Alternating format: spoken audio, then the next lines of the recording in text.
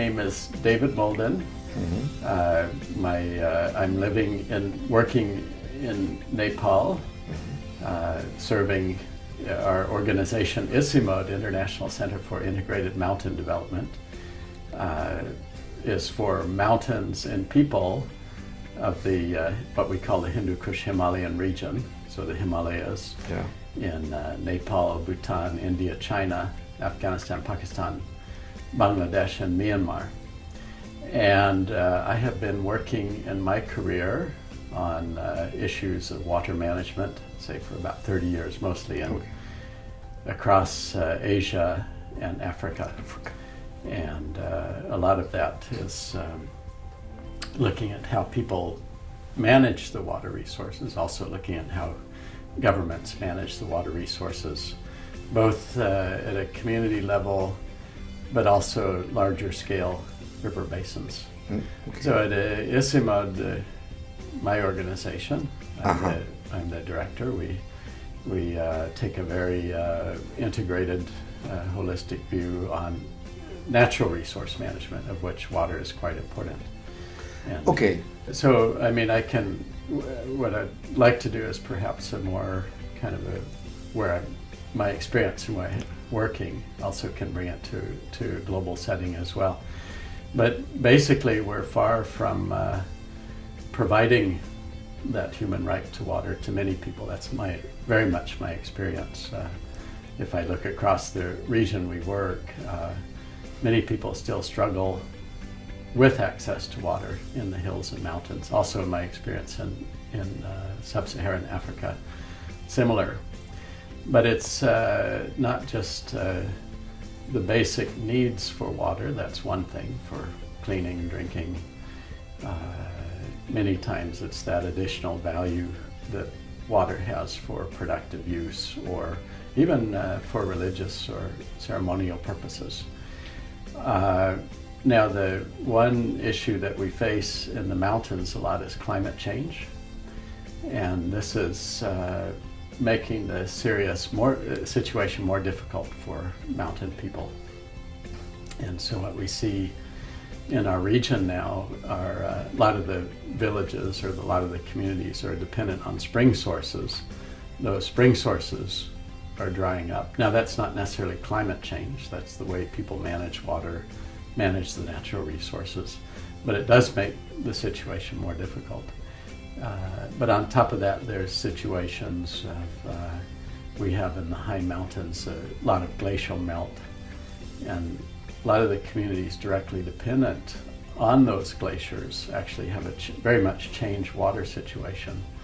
In fact, there's situations of some villages that had to be abandoned because they did not have the water resources.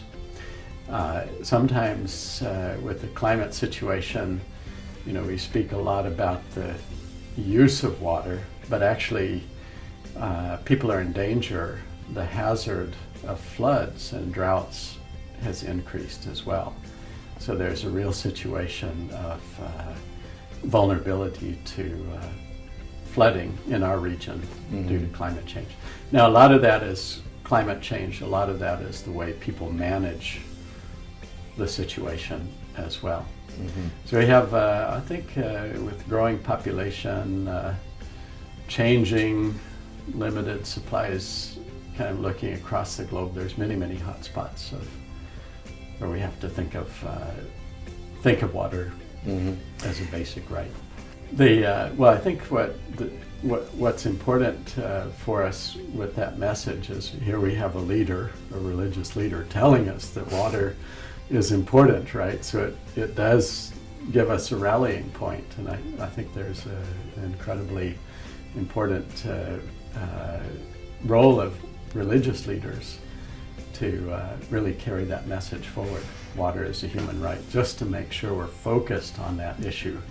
So for even our region, now that's not necessarily that there are many different religions that we're dealing with, but I believe the religious point of view is respected very much. So I feel it's quite important where we're working as well. Yeah, well, I think if I can think of education on many different levels. I mean, there's the school, the university, classical type of education. In a sense, for solving, in my experience, the mountain-specific problems, they're very, unique, context-specific issues. So we need to get more people. The classical education needs to focus on the issue, the very difficult issue of provision of water. But I think there's more than that. It's actually education of a more general public, right, on the issues, so that we can really put our minds and our energy as a global community into this important topic. So I believe getting that message out, educating a more global public is quite important for this as well. That's absolutely true. And so what we find almost everywhere, or especially when it comes to household use of water, that women are very much in charge of or have a huge role in drinking water provision. And that's very true where I'm working now, is that women typically spend hours every day getting water to the household. Many women do in our region. And a lot of times that work is quite undervalued by families or by society. But I think if we really focus on women and their needs, or what they want from water, that we can move a long way. Now, is it who needs the education, right? Is it the women to better get more water, or the people are providing service and just providing the management of water? So a lot of times we see the water systems are not necessarily controlled by water, but the main user are the women. So I think it's getting the women voice, the women educating everybody else perhaps is more important than anything else. I'm looking again in the region where I work, and a lot of NGOs have certainly brought innovations, a lot of investment on thinking of rural water supply, a lot of investments into rural water supplies.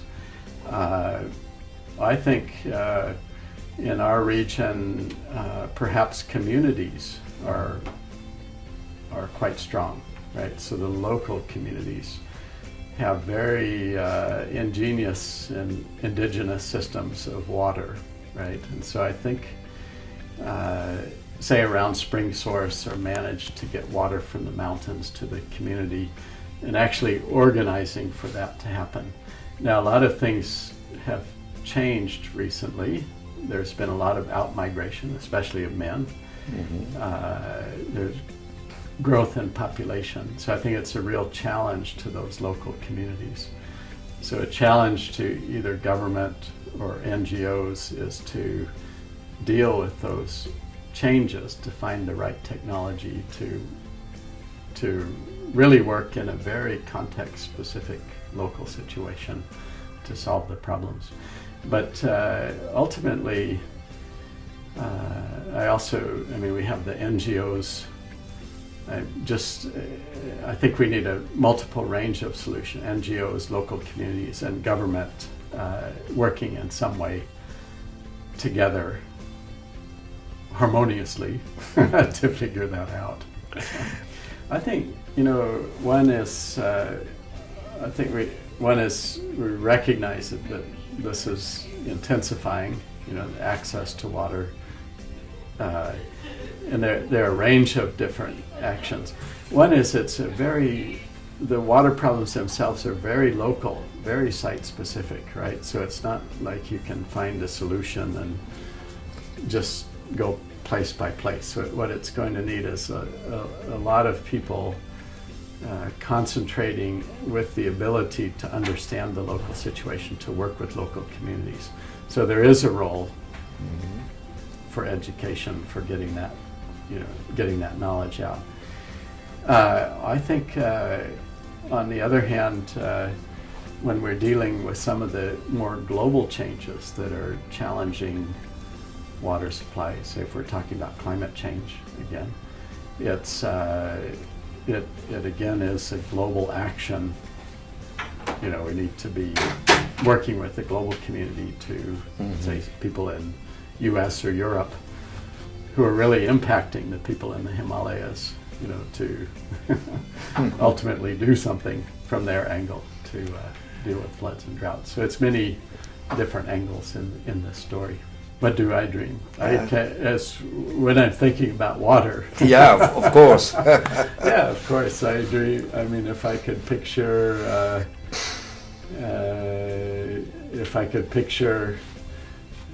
in the areas where I'm working, the rural areas I'm working, where it's easy for women to get water, not just for basic human needs, right? To be able to easily get water, to use water productively beyond just the basic needs for agriculture, or spending less time on water so they can do other things in life,